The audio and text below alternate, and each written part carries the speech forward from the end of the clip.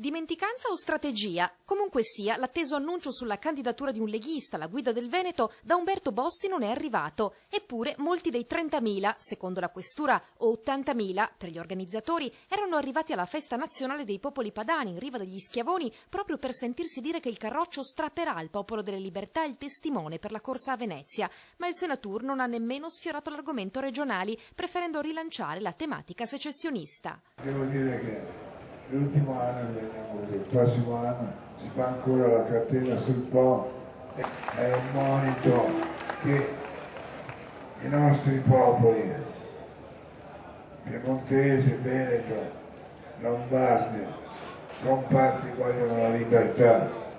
Un giorno la Padania sarà uno Stato libero, indipendente e sovrano. Ci ha pensato allora un trevigiano, l'unico ammesso ad aiutare il capo nella cerimonia dell'ampolla a porre pubblicamente e con forza la questione.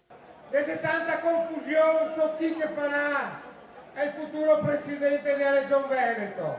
Lì non ho dubbi, sarà certamente un nostro leghista. E dalle ambizioni di Giancarlo Galan, oltre che ai 173 parlamentari amministratori PDLini che l'avevano difeso, un altro big della Lega ha mandato un eloquente messaggio, elaborato dopo aver notato che sulla facciata di Palazzo Balbi non sventola la bandiera del Veneto. Mi permetto di dire una cosa al nostro segretario federale che sta giocando la grande partita delle regionali. Io sono lombardo, non parlo la Lombardia.